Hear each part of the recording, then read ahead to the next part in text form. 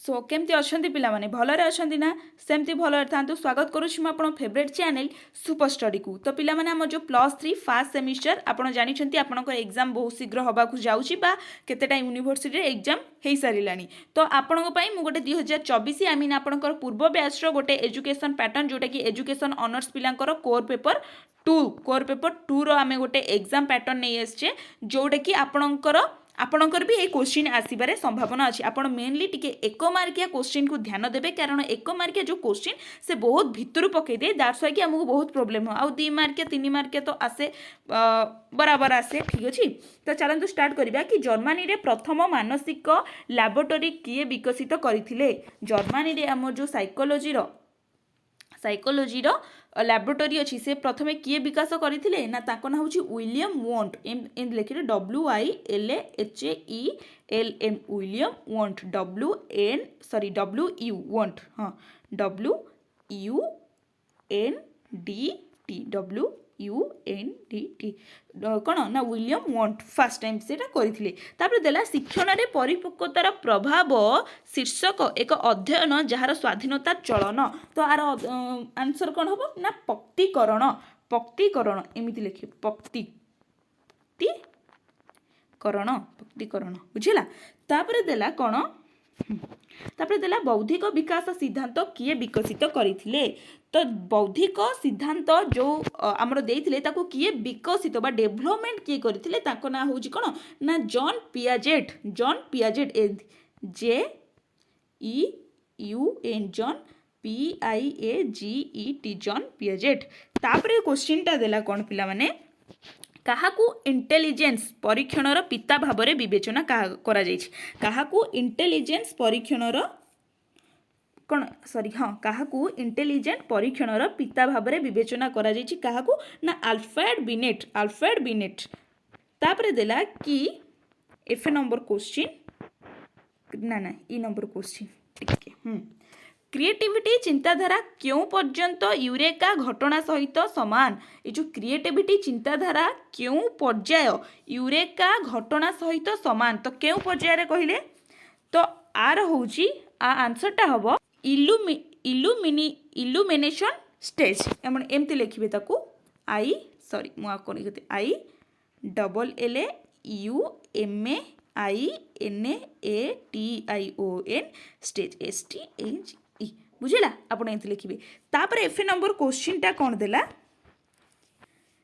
देला स्तरमूलक प्रक्रिया पाइबारे क्यों प्रकार कंडीशनर अधिक प्रभावशाली। आमर जो स्तरमूलक प्रक्रिया पाइबारे क्यों प्रकार कंडीशनर अधिक प्रभावशाली। तो आपन टिके आर आंसरटा देखिदेबे मोर ठीक से मन नहीं आपन टिके देखिदेबे ठीक अच्छे। तापर जी नंबर क्वेश्चन टा कौन देला जी देला अंतर्निहित शिक्षा उपरे किए परीक्षण करथिले। आम जो अंतर्निहित शिक्षा अच्छी ता उपरे किए परीक्षण करथिले तो एटा हम वोल्फगांग होकल एमती लिखिए। ये बहुत कष्ट वर्ड ना आपन गोटे न जानी पाइले एमती वोल्फगांग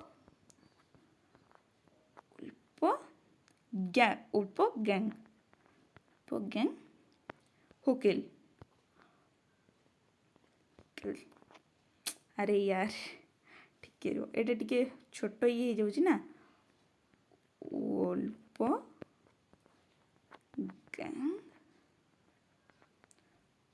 कोलर एटा हम पिला माने कोलर को हतले लफड़ा र कोलर बुझेला। तापर देला एच नंबर क्वेश्चन कि प्रेरणार लैटिन मूल कौन ना आर आंसर हम पिला माने कौन ना द लैटिन वर्ड से लैटिन वर्ड मोटिवेशन रू आसी अछि जार अर्थ होला मोवर बुझेला व्हिच मीन्स कौन ना मोवर। तापर देला जे नंबर क्वेश्चन कि व्यक्ति मूल्यंकर केउ प्रकार कौशल हेउची रोचार्ज इंकबल्ट परीक्षा। व्यक्ति मूल्यांकन केउ प्रकार कौशल हेउची रोचार्ज इंकबल्ट परीक्षा। तो क्यों এইটা भी आपन देखिदेवे मोर ठीक से मन पड़नी आपन टिके गूगलिंग करदेवे जदि आपनकर मन अच्छी कारण एटा बहुत भितर पकई दूसरी ना फास्ट सब बेले कही कि जो एक मार्किया क्वेश्चन गुला से बहुत भितर पकई दे थे बुझेला। तापर कौन देला क्वेश्चन देखो तीन मार्किया 9टा देछि आपण कंपलसरी ए जिनसटा को करिवे कोन देला कि पर्यवेक्षण पद्धति दुईटी सुविधा उल्लेख कर विकास प्रक्रिया रे विभिन्न प्रकारर क्रम विषय उल्लेखन करंतु बुद्धि सर्वभारतीय व्याख्या कर आम जो बुद्धि अच्छी ता सर्वभारतीय व्याख्या कर बुद्धिमत्तार मौखिक परीक्षा एवं अणमौखिक परीक्षा मध्य पार्थक्य मौखिक परीक्षा और अणमौखिक परीक्षा मध्य पार्थक्य कौन अच्छी ताकू वर्णना कर परिपक्वता शिक्षा सहित किपरि जड़ित ताकू मध्य वर्णना करिवो विभिन्न प्रकारर मध्यवर्ती कार्यसूची दियो बा कार्यसूची कौन प्रेरणार कार्यगुड़िक कौन सेल्डन अनुजाई व्यक्तित्व प्रकार विषय उल्लेख करंतु क्या मत जाई ना सेल्डन का मत जाई गुणर दुईटी गुण उल्लेख कर बुझिला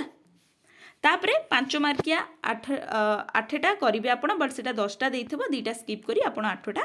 करिवे फर्स्ट क्वेश्चन कोन देला ना अभिवृद्धि और विकासर नीति विषय रे आलोचना कर अभिवृद्धि और विकासर नीति ऊपर आलोचना कर युवावस्था रे सामाजिक विकासर गुण वर्णना कर व्यक्तिगत पार्थक्य को पूरण करिबारे शिक्षार भूमिका को व्याख्या कर व्यक्तिगत जो पार्थक्य अछि ताको पूरण करिबारे शिक्षार भूमिका को